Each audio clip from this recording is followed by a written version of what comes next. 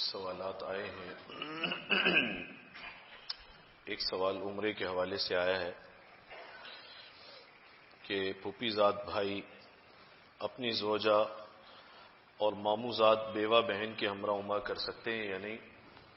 جو ماموں زاد بہن ہے وہ نامحرم ہے، اس کے لیے یہ شخص نامحرم ہے، اور عمرے کا سفر بھی ہو اور نامحرم کے ساتھ کیا جائے یا حج کا سفر ہو نامحرم کے ساتھ کیا جائے، یہ شرعاً صحیح نہیں ہے، شریعت اس کی اجازت نہیں دیتی۔ بعض لوگ کہتے ہیں کہ جی اور خواتین بھی ساتھ ہوں گی تو کر لیا جائے، تو ایسا کام نہ کریں جس کام کے کرنے سے شریعت نے منع کیا ہے، بجائے ثواب کے گناہ لازم آئے گا۔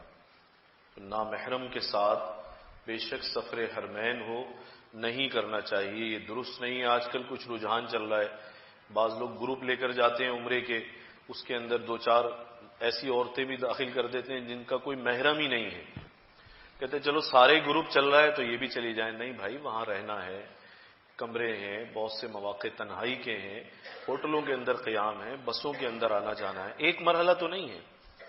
ایسا تو نہیں ہے کہ بس وہاں پہنچ گئے اور آگے محرم کا مسئلہ حل ہو گیا، ایسا نہیں ہے۔ یہ صرف ٹریول کا مسئلہ نہیں ہے، بلکہ پورے سفر اور وہاں کے اسٹے اور قیام کا مسئلہ بھی ہے، واپسی کا مسئلہ بھی ہے۔ تو اس طرح عمرے کے سفر پر بھی جانا ٹھیک نہیں ہے۔ کیا گھر میں خرگوش پال سکتے ہیں؟ جی پال سکتے ہیں، خرگوش کا پالنا گھر میں منع نہیں ہے، اگر صفائی کر سکیں آپ، گندگی بہت کرے گا یہ۔ آج کل یہ رجحان ہے جمعے کے دن شہر کے بازار اور مارکیٹیں کھلی رہتی ہیں، یہ ٹھیک نہیں ہے۔ جمعے کے دن کوشش کریں جمعے کے دن بازار بند رکھیں، بازاروں کی جو یونین ہے وہ اس چیز میں ذرا مضبوط کریں۔ آپ کو بھی تو آرام کی ضرورت ہے، سارا ہفتہ آپ اتنی محنت کرتے ہیں، پھر جمعے کو پھر بیٹھتے ہیں جا کر، تو خود اپنے اور اپنے گھر والوں کے آرام کا بھی خیال کریں، ان کو بھی وقت دیں، اور سب سے بڑھ کر جمعے کا جو ادب ہے، جمعے کی نماز میں جو بر وقت پہنچنے کی فضیلت ہے، اسے حاصل کرنے کی کوشش کریں۔ تاخیر سے آئے اس کے بعد بندہ آگے بیٹھ جائے آ کر، اور دیر سے آئے اور سوچے پہلی صف کی فضیلت بھی حاصل کر لوں، یہ صحیح نہیں ہے۔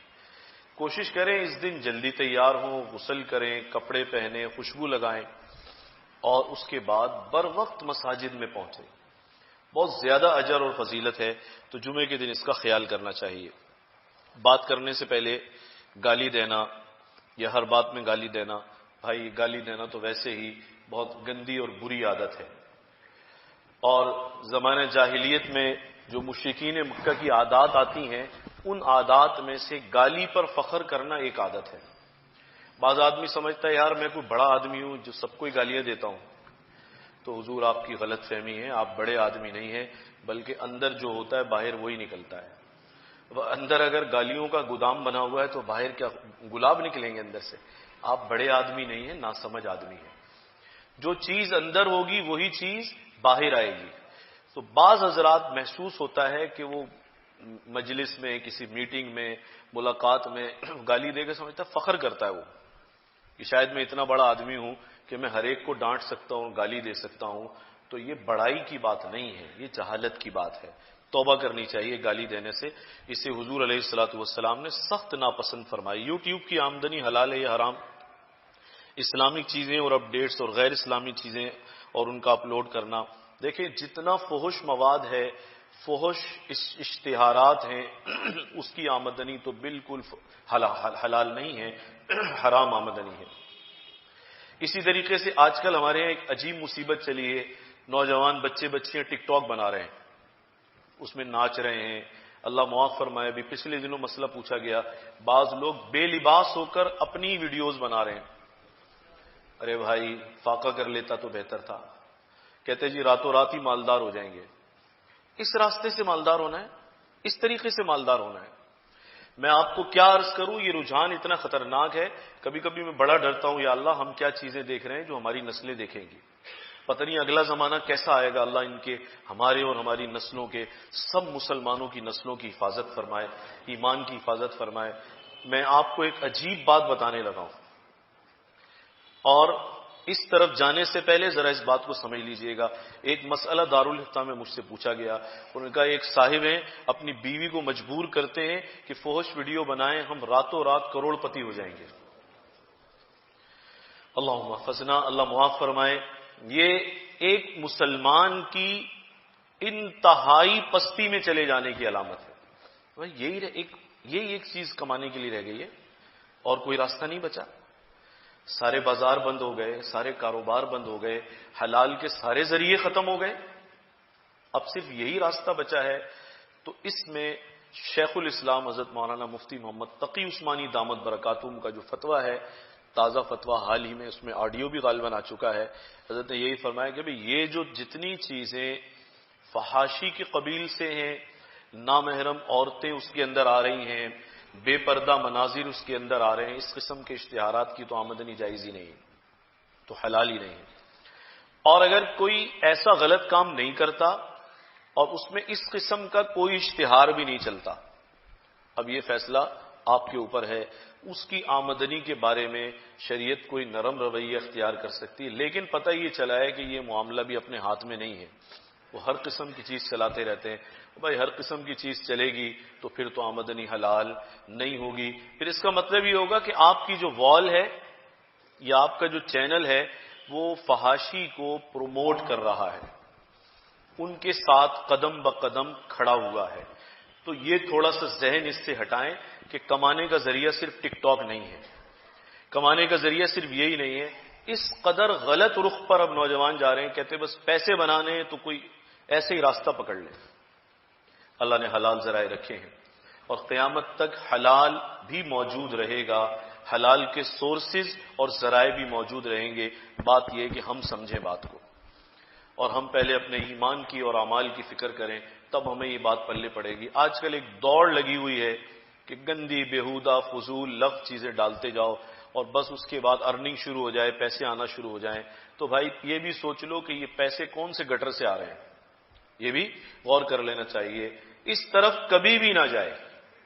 حرام حرام ہے اور اس سے آنے والا جو لقمہ ہوگا وہ آپ پر اور گھر والوں پر اور بچوں پر کیا اثر ڈالے گا. اپنے ہاتھ سے اسے حرام کھلانا. بعض روایات سے پتہ چلتا ہے حضور نے فرمایا معلوم ہے یتیم کون ہے؟ تو صحابہ اکرام نے عرض کیا جس کا باپ انتقال کر جائے اور اس کا بچپن کا زمانہ. فرمایا یتیم وہ ہے باپ زندہ ہو لقمہ حرام کا کھلائے. یہ بیچارہ یتیم ہوا نا, وہ باپ سرپرست سر پر موجود ہے اور اس بیچارے کی بدنصیبی یہ ہے کہ لقمہ پھر بھی حرام کا اس کو مل رہا ہے. یہ یتیم ہوا نا. اس لیے ان ذرائع سے نوجوان بہت تیزی سے بھاگ رہے ہیں. اسی طریقے سے نیٹ ورک مارکیٹنگ کے سلسلے چل رہے ہیں, بہت سارے حرام کاروبار چل رہے ہیں. جب تک پوری جزیات سمجھنے کے بعد, کسی مفتی عالم کو سمجھانے کے بعد واضح فتویٰ نہ ملے, ذرا بھی تردد اور شک ہو اس کام کو نہ کریں. بچنے کا ایک ہی راستہ ہے, مشتبہات سے بھی بچنے کا حکم دیا گیا ہے, جن میں شکوک و شبہات ہوتے ہیں, صحیح ہے غلط ہے. اور جہاں پتہ ہی نہیں ہے جس کمپنی کے لیے ہم کام کر رہے ہیں کرتی کیا ہے, شراب بیچتی ہے, کوئی اور کام کرتی ہے, وہاں پتہ کچھ نہیں ہے, بس اس کی نیٹ ورکنگ میں لگے ہوئے ہم, اور ممبر سے ممبر جوڑتے جا رہے ہیں, کہتے ہیں بڑی ارننگ ہو رہی ہے, بہت پیسے آ رہے ہیں. بھئی پیسہ کمانا کمال نہیں ہے, حلال کمانا کمال ہے, خوبی حلال کمانا ہے. تو نوجوانوں سے کہوں گا اپنی آمدنی اور اپنے بزنس کی جو بنیاد ہے وہ خیر پر رکھے, خیر پر رکھیں. اسی میں عافیت ہے, اسی میں سلامتی ہے. ادھر ادھر کی صورتحال سے, ادھر ادھر کی باتوں سے اپنے آپ کو بچائیں, حرام ذرائع سے اپنے آپ کو بچانے کی کوشش کریں. وضو کرتے ہوئے اگر وضو کے ارکان آگے پیچھے ہو جائیں, جیسے ناک میں پہلے پانی ڈال لیا, کلی بعد میں کر لی, تو وضو ہو جائے گا. دیکھیں بات یہ ہے کہ اگر فرائض پورے کر لیے وضو تو ہو جائے گا, لیکن خلاف سنت وضو ہوگا کہ کلی پہلے کرنی ہے, ناک میں پانی پہلے چڑھا لیا. اسی طریقے سے کوئی کام بعد میں کرنا تھا وہ پہلے کر لیا, پہلے والا بعد میں کر لیا. تو وضو تو ہو جائے گا ارکان کے فرائض کے پورا ہو جانے سے, لیکن ایسا وضو کرنا نہیں چاہیے, اس کی عادت ڈالنی نہیں چاہیے. اس واسطے کہ خلاف سنت وضو ہوگا, وضو کے انوارات ہمیں کم حاصل ہوں گے. وضو کے اندر جو نور آتا ہے وہ دراصل اتباع سنت سے آتا ہے, حضور کے طریقے کو اختیار کرنے سے آتا ہے. آخر میں انتظامیہ سے بھی کہوں گا, اب یہ نیو ایئر نائٹ کل ہوگی, اس سلسلے میں اپنی ذمہ داری ایس ایس پی صاحب اپنی ذمہ داری نبھائیں. یہ فائرنگ کرنا، سڑکوں پر نکل آنا، بےہودگی کرنا، شور و شغب کرنا، آدھے آدھے گھنٹے تک فائرنگ کرنا، راؤنڈ چلانا، کتنے مریض، کتنے بیمار لوگ، کتنے پریشان حال لوگ، کہ گویا ایسا ہے ان کے زخموں پر علل اعلان نمک چھڑکنے والی بات ہے. انتظامیہ بھی سوئی رہتی ہے، باہر نہیں نکلتی. ان سے بھی کہوں گا باہر نکلیں. لوگ ون ویلنگ کریں گے، سائلنسر کھول کر شور مچائیں گے، سارے کام کریں گے، آپ انہیں روکیں. آپ کا فرض ہے، آپ کی ذمہ داری ہے شور و شغب کو روکنا، بےہودگی کو روکنا، اس طرح کے غلط کاموں کو روکنا جن کی قانون میں بھی اجازت نہیں ہے، شریعت میں بھی اجازت نہیں ہے. اور میں آپ سے بھی کہوں گا بچوں کو یہ چیز سمجھائیں. نیا سال احتساب کے ساتھ اس میں داخل ہوں، خیر اور سلامتی کی دعاؤں کے ساتھ داخل ہوں کہ اللہ اس سال کو گزشتہ سال کی طرح آفات کا سال نہ بنائے، اللہ مصائب کا سال نہ بنائے، سیلابوں اور طوفانوں اور ہلاکتوں کا سال نہ بنائے، بلکہ اللہ تعالیٰ اس سال کو پچھلے سالوں کا اور زندگی کے گناہوں کا کفارہ بنا دے. اب یہ سال خیر کی جانب بہت بڑا قدم ثابت ہو.